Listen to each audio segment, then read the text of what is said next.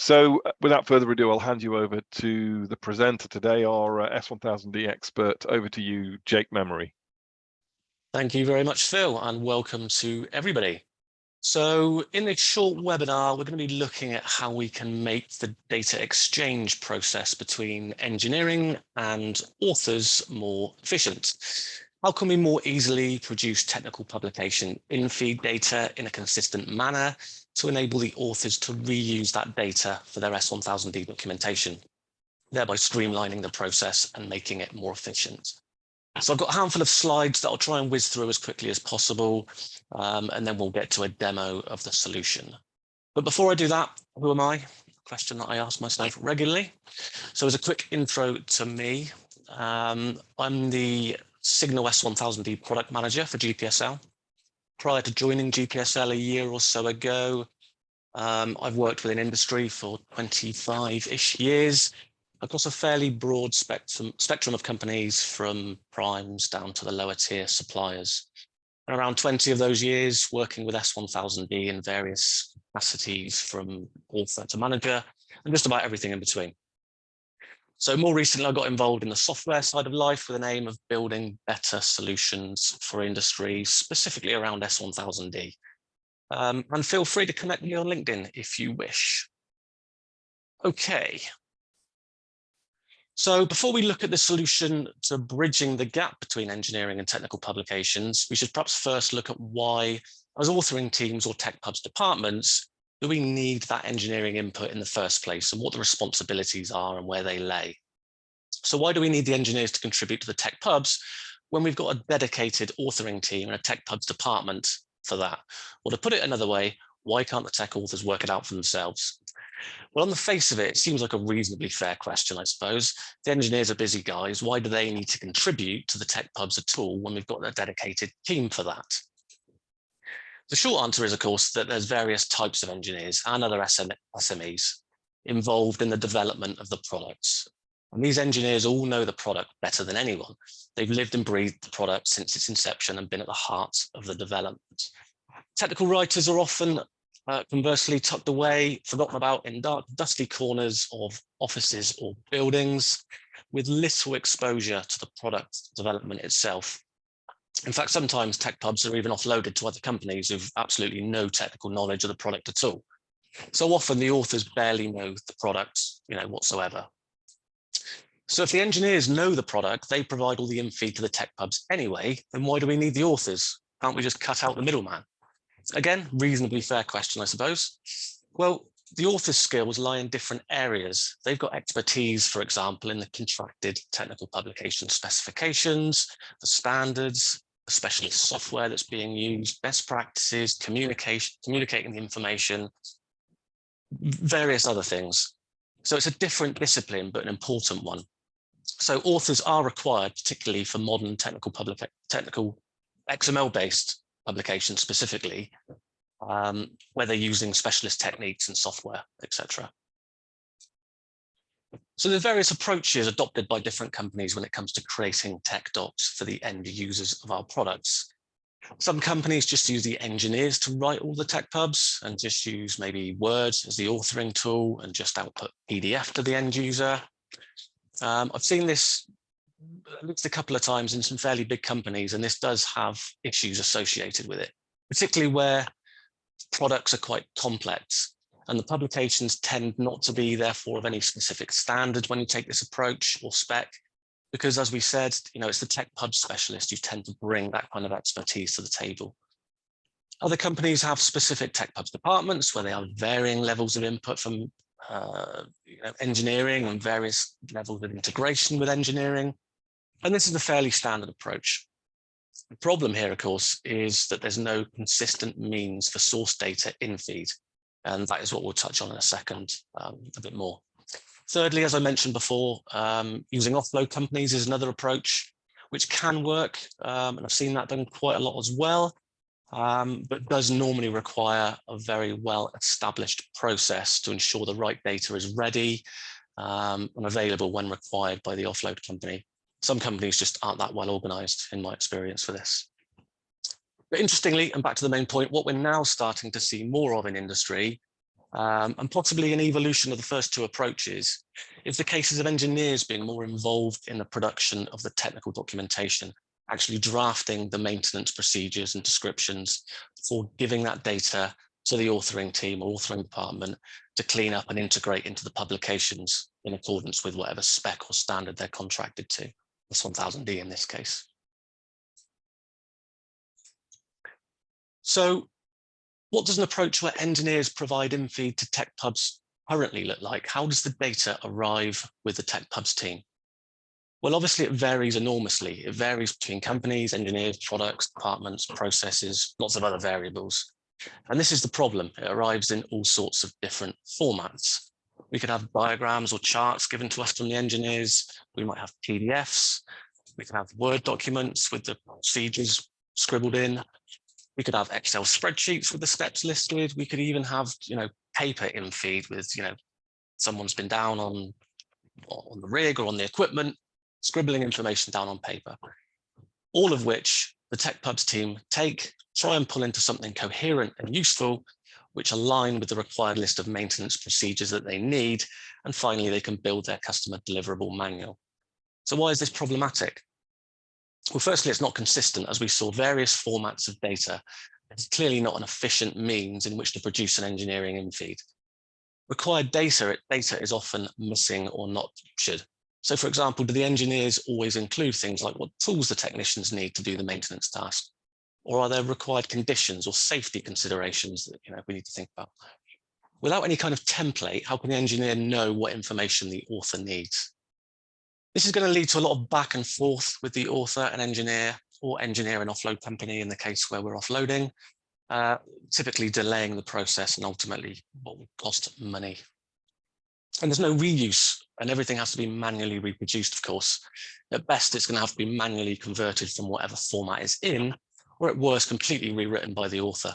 Again, just not very efficient way to work if we're producing the same data twice. If we're producing our pubs in S1000D, none of the examples we just looked at are any good for us to use. All will require some back and forth with the engineer to get the required information before we start to rewrite and reproduce the information. So we've already established that we don't want the engineers to have to learn XML, learn tech pubs, software. They're far too busy. They've got their own roles and responsibilities. So instead, what we need ideally is to enable them to produce standardized content for tech pubs, which authors can easily reuse, essentially. So what if we had a common Word template to ensure that we capture all the right data source? In itself, not particularly revolutionary, I know. But then what if we had the ability to literally convert that Word document into the exact format we needed, S1000D XML, in one click? That would pretty much be the dream, wouldn't it? So let's see how we can make that happen. Okay, so let's have a look. That's a solution. So what we've got here is a blank Word document. Everybody's got Word on their desktop, right? All the engineers. And what we've done is we've installed our little Signal S1000D plugin in here. So what this is a fairly lightweight add-in that we've developed, and it's got a couple of licensable modules within here. So we've got our convert Word to S1000D, and I've previously done a webinar on that, and we can provide that if necessary. Really useful if you've got large amounts of existing Word data that you need to convert to S1000D. That's where this one comes in. But what we're looking at today is this create new S1000D DM. So we can imagine that I'm an engineer and I've been tasked to write some procedures for my system or my specialist, the thing that I'm the SME on. So what I can do, I can come in here, create new S1000D DM. Now I can populate these manually if I want, give it a name and an info name, but this isn't going to mean much to an engineer. What they need to better do is pick from a list that they've been given. So what we can do, we can pick from the MRL here. So this list here is just generated from an Excel spreadsheet. So again, what we can imagine here is perhaps the ILS engineer or the IPS engineer has deduced from their ILS activities or LSA activities what tasks are required. And we can see we've got a few here: cowlings, remove and install. We've got some IPDs. And it's this propeller install down here that I'm going to be interested in today. So as the engineer, I want to write this propeller install procedure. So I'm going to select that one. And again, this has been generated from an Excel spreadsheet, which if I clicked on that button there would open up. Again, comes with the tool as a template. That populates all this data for me. We know it's a procedural module. I'm going to click OK. So what this is now doing is generating this template for me. Now, it's given us headers and footers. It's given us the tech name, the info name. And what we've got here is, if you're familiar with S1000D, it's a kind of look and feel of an S1000D a data module, if it were to be PDF'd. So what we can do as the engineer, we've got this template text here. Now, when I say template, all of this, if I stab the delete button here, nothing's happening. This is all just kind of, it's set in stone for me. I can't delete this. All I can do is go in here and start populating these bits. So required conditions, for example. Now, just bear with me. I'm going to open a document on the other screen just so I can start pasting from it, because I don't want you to have to experience my slow typing. So I'm just going to put in here, make the aircraft safe for maintenance. That's a required condition. Right, required persons, this is optional, but as the engineer, maybe I say, okay, well, we just need one guy for this. We know that he's going to need to be a mechanic. He's going to need to be of intermediate skill level. And the estimated time to do this propeller installation procedure is, say, I don't know, an hour and a half. Okay. Now, support equipment, let's stick some support equipment in here. So we might want, for example, some wire locking pliers. Now, in the manufacturer, that would typically be, or it would be a cage code of the manufacturer, but the engineer might not know that and they may not be bothered to put it in. So that's fine. We can just leave that blank. And similarly, they may not know the part number either. So they can leave that blank and we can just leave that to the author later. But we do know that you're going to need one of those. And you're also going to need a socket set, perhaps. So, and again, one of those. Oops, that should have been each. And we'll have one more. We'll have torque wrench.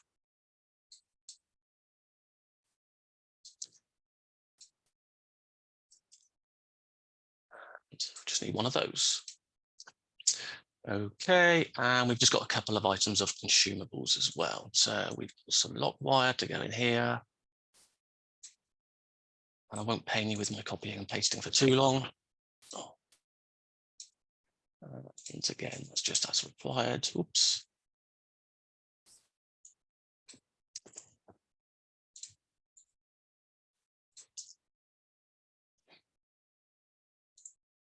And some lubricating oil, and that will do us.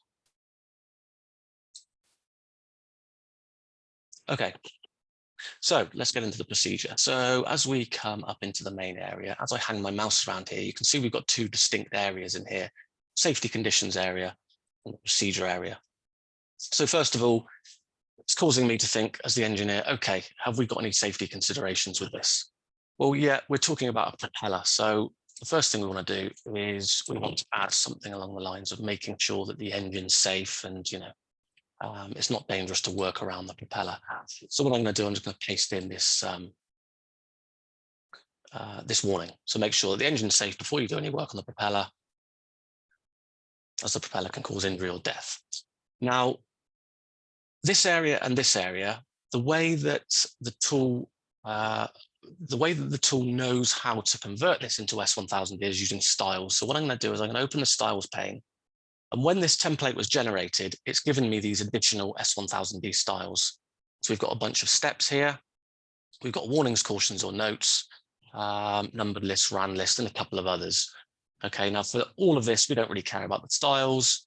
But down here in the safety conditions and the procedure, we do. So for example, if this was a caution, I would have just given this a caution style, and that will give us a caution in the data module. Now, as it happens, it's a warning. So we'll click warning and keep that as it is. So we've been given some template text here. Replace this text with your first procedural step. So the first step I will write is make sure the engine is safe. I'll click enter. And then I've got a couple of steps to put in here. So again, I'm going to copy. Now, this one here, actually, we want indented because it's a sub-step. So I'm just going to click step 2. That gives us an indent. And I'll give myself another one of those. In fact, there's a couple of these. I'll paste 2 in at once. Okay. Right, now what we need to do is remove the engine cowlings. So for this, we need to refer out to another data module. So what I'm going to do, I'm going to say that's a step 1. Now, how can I refer out to another data module? Well, what we can do, we've got these tools over on the right-hand side here.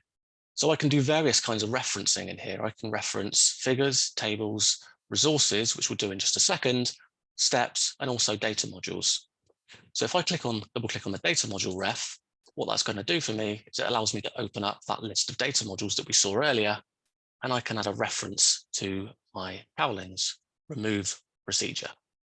So if I select that, it's going to play the box. I'll click OK, and in goes my reference. And what that will, of course, do is it will resolve to the correct elements and attributes when we convert it to S1000D shortly. Of course, the engineer doesn't need to know or care about that. They just need to know they've got the right reference. Okay, now we've just got a quick warning.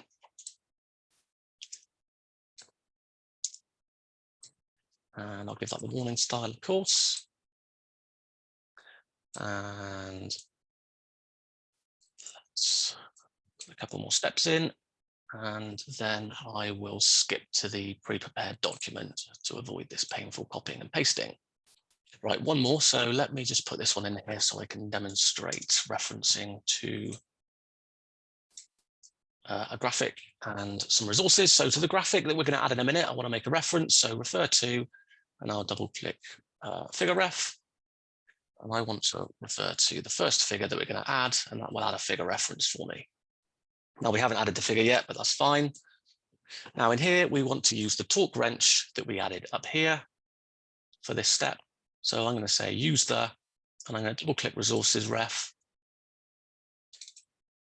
And these are the resources that I added at the top. So we can see a couple of tools there, 3 tools and a couple of supplies that I added. So for this, I want to add my torque wrench. We know it's a tool, and I'll click select, and in goes that torque wrench reference.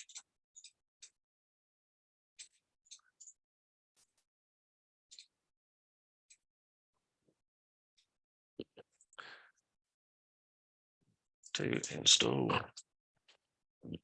6 bolts. Okay, so now we can obviously add tables, we can add graphics, we can add bold, italic, do all the usual things, all the usual word functions, all of which will be converted to the correct S1000D elements and attributes when we do so. So what I'm going to do now is I'm just going to pull across the completed document, and we'll use this one rather than me copying and pasting, because I think you can see how this works. So if I pull this one across here that I've been using, here we can see the completed one. So use the torque wrench, and we can see that I've done the same with using wire locking pliers. And we've also got a graphic down here as well.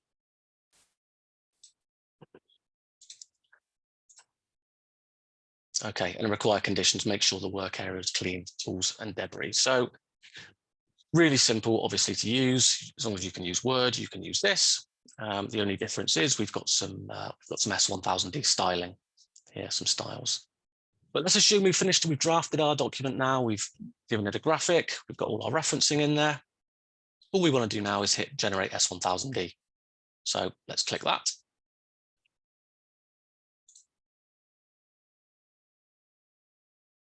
Okay. And for the most part, we don't really care what it says in that dialog, but let's just flash it back anyway. It is telling us essentially that it's passed the initial validation phase and that it's successfully built the data module. So where's that data module gone? Let's have a quick look.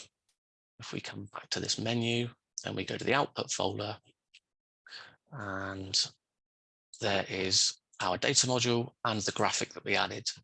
Now, the graphic that we added has automatically been given this ICN board number. All of the content has automatically been written to this data module. It's been given the right data module code. So now we can literally just import this, whether it be the author that does this or the engineer that does this, we can literally import this directly into CSDB for the author. So I can very briefly demonstrate that as well. So here's our CSDB and here's our project. We've got a few data modules in here already. Let's just import this one in. So I'll just drag across that zip file. Okay, this is telling us that it's parsed and it's willing to accept it into the database. The only thing is we've got a reference in there to a 520 data module, the cowlings remove module. This is just telling us that that 520 cowlings remove data module doesn't exist in our project yet. Just a warning, that's fine. And we can import it. So just to prove that we have generated a genuine S1000D data module, here is our propeller install. Let's just quickly assign it to myself. And let's check it out. And let's open it.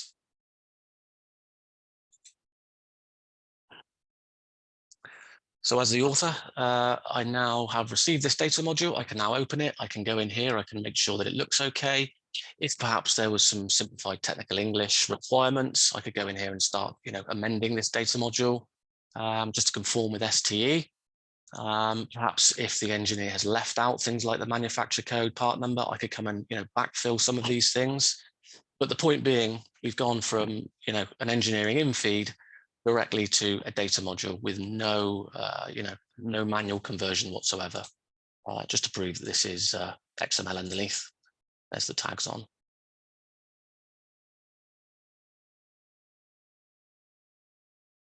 Okay. So that is more or less it from me. Do we have any questions?